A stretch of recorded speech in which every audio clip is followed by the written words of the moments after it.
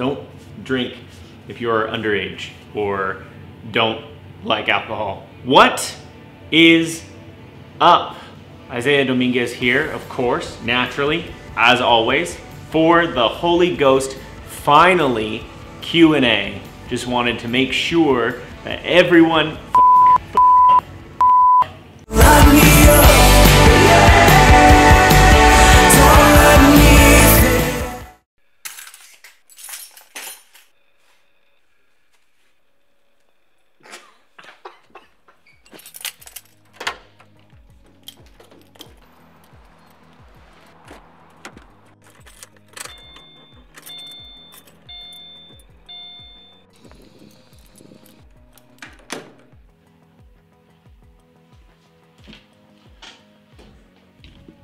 I think it's finally time to do this today, right? I think it's finally time. I got some things to get off my chest about what I've been up to lately and plans for the future.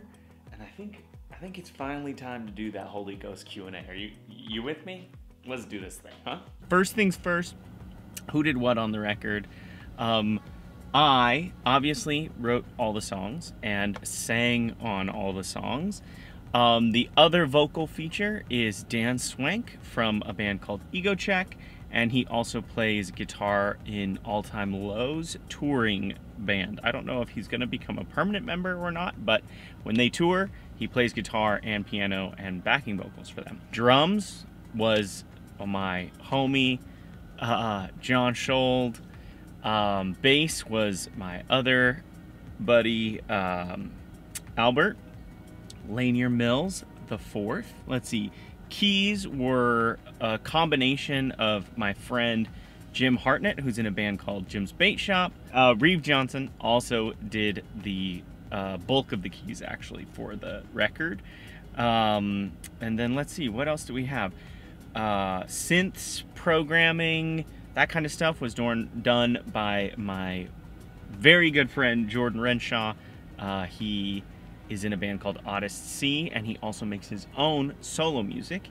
And I think, guitars, myself and Gage Wiggins, who did some of the guitar soloing and also some of the funkier guitars that you hear on there. And I think that's it. I think that's everybody who was involved in the instrumentation. It was mixed by Ryan Dawson, who is the drummer of All Time Low, at his studio, Track Happy Studios in Nashville. And then mastered, I don't remember who mastered it. I'm sure I could look it up. Maybe? Fader Mastering. Grant Berry at Fader Mastering, he's the one who mastered it.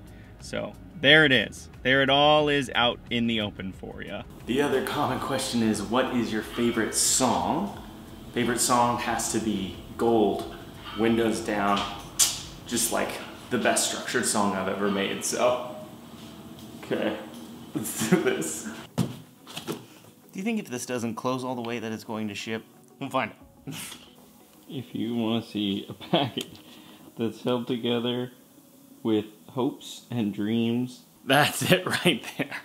That's it. But let's see if this works. So that brings me to my next question, which is, where did the album art come from? What inspired the album art?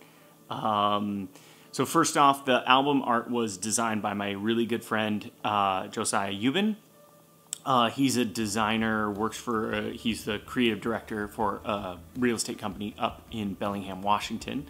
He is phenomenally talented, always has been. I knew when I was making this record that it was going to be the best record that I had ever made in my life, and I wanted the album art to reflect that, and I knew that I couldn't do that myself, so I enlisted his help. I actually threw it out there to other people and was like, hey, if anybody wants to design the album cover, let me know your rates and I will pay you for it. And he was like, hey, I'd like an attempt I'm sorry, Tater Tot is freaking screeching up a storm right now. Anyways, he was like, I would like an attempt at designing your album cover. He came up with like a couple really good ideas. We kind of bounced the thoughts back and forth. I wanted it to kind of be reminiscent of like a memory, and that is one of the big reasons why we covered up the face of the girl. First off, it was because the picture of the woman was like a stock photo, and she had these big like sunglasses on that didn't really fit the theme. But the other thing was covering up the face of the woman made it so that it was kind of like a faceless memory, and that's kind of how I envisioned it. And there's just so many things that went into making the album art, and I could have a whole entire video on just talking with Josiah about why I wanted certain things and why he made certain decisions with that cover, and I just think that it really fit. I hope the mic was on that entire time.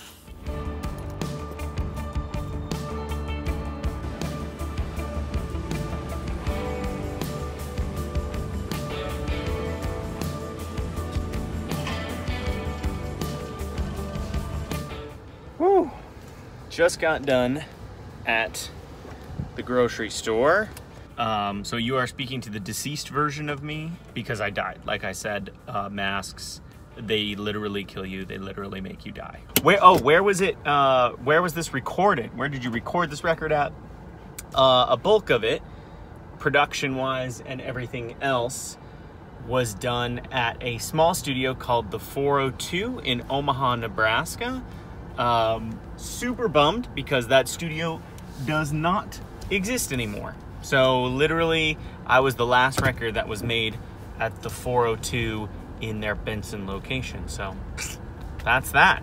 All right, you can just deal with the rest of this being in a dirty room. But anyways, ran all the errands, was too late to mail my box, still want to finish this video. The next question was, what song did you feel like set the tone for the record, or how did you decide to set the tone for the record?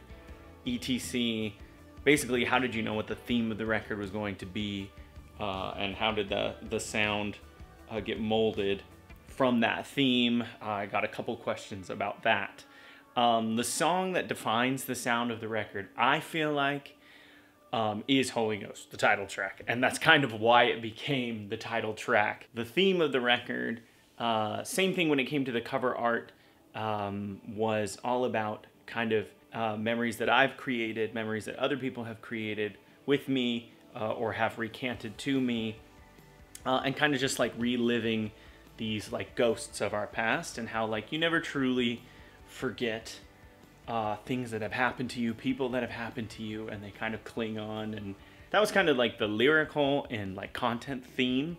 As far as like stylistically, for me it was this idea of like cranking up the radio, rolling the windows down, and blasting, just like absolutely smoking down this desert highway. So that's kind of what I was going for with all of the songs, kind of this high energy, inspiring, just kind of like kinetic energy that you would get in those kinds of songs. So that's the theme sonically and also the theme lyrically. So the next question that I had gotten, which was a super thoughtful one actually, that I had not thought about and hadn't even contemplated talking about in any Q&As, but it was, what was the one song that you wished that you had written, or not wished that you had written, what was the one song that you wished you had included in the record, but didn't for some reason or another? And a lot of people don't know the process of like making a record, but for me, I'm a very like prolific writer, meaning I like to write a lot of songs and then sit down, look at everything that I have, and kind of, you know, toss out the crap filler songs that I don't really think say anything or don't really fit any kind of message. And then also compile together all of the songs that kind of move together cohesively. And so when you go through that kind of process, you obviously leave a lot of songs on the cutting room floor. For this record, I had written probably 25 songs, 24, 25 songs for it. And I only ended up having 8. I believe it's an 8-song record. But there was one song in particular that I really, it came down to the wire, and it came down to I was not willing to part with how intimate that song was for myself. And since the record has been released, it has taken on, that song has also taken on even more meaning to me. It's a song called Nostalgia Part 2, which I had written the very first Nostalgia when I was 16 years old, maybe. Recorded it with my old band, and the lyrical content really does kind of, for me, tell the story of everything that's happened since that song came out, the first Nostalgia, and so that's why I had titled this one Nostalgia Part 2. Yeah, so it was just intensely personal, and I never could get what I felt was a good vocal take for it that did justice to it. So you never know. Perhaps between now and whatever happens next, I'll put down some vocal takes for it. But that is one song that, yeah, I do wish that I had included it. I do wish that it came together, came to fruition. So the last question, I think, what was the hardest song to write?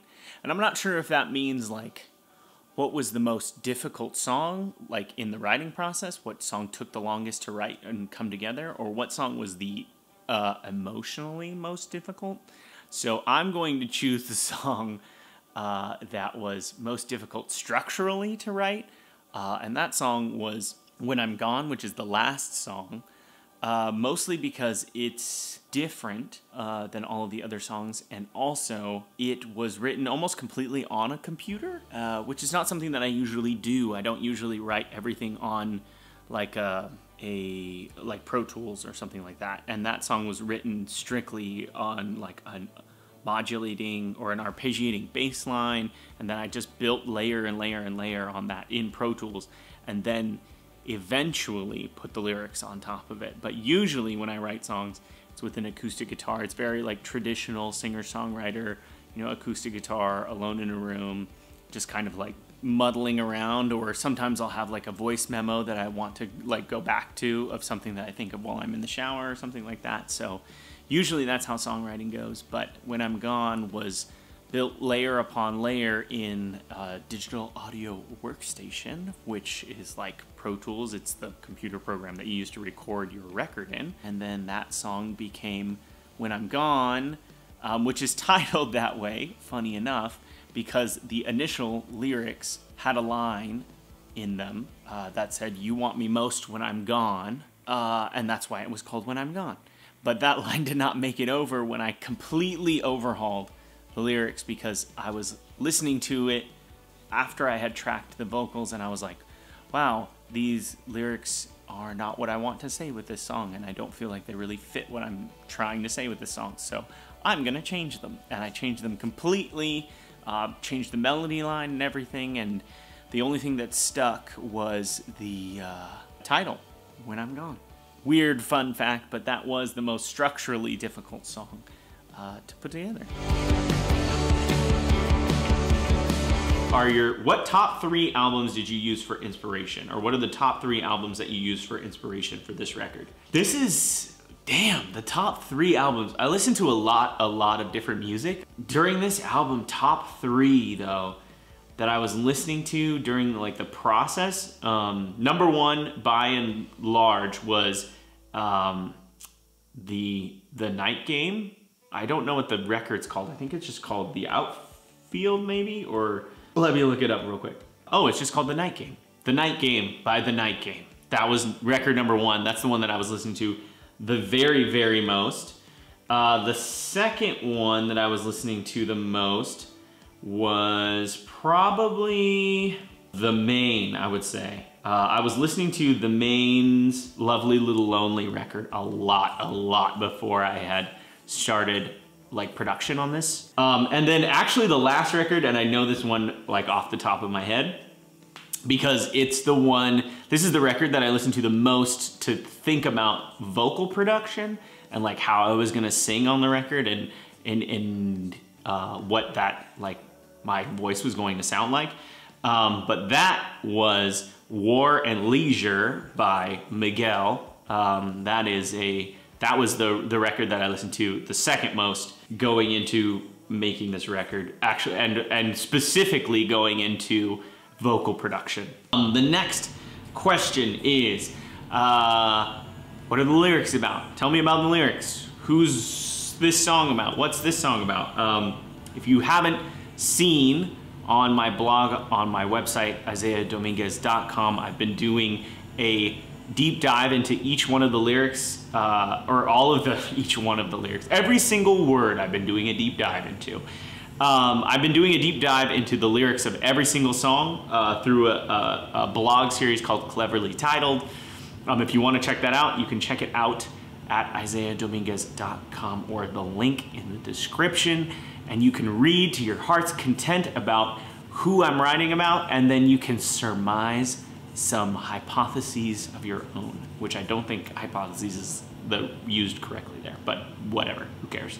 Thank you for watching. If you watched the whole thing, not live, if you watched the whole thing, the Q&A for Holy Ghost, thank you, thank you, thank you. If you've listened to it, if you've shared it, thank you even more. If you have saved it to any playlist that you might have or anything like that, just if you streamed the record, if you shared the record, I really appreciate you. And I just think that like the only way that I can make this music happen in a way that I think does justice to everyone who is involved is to share it with as many people and go as deep into the journey and give you as much value as I possibly can out of this record.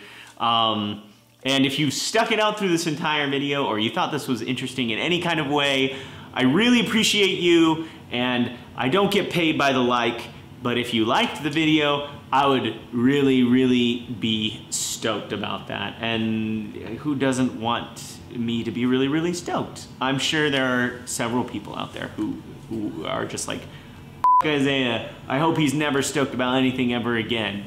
And I'm like, damn dog. But anyways, yeah, so I hope that you have an opportunity to listen to the record. I hope that you like this video. I hope that you subscribe to the YouTube channel, because there's more awesome, freaking awesome content coming.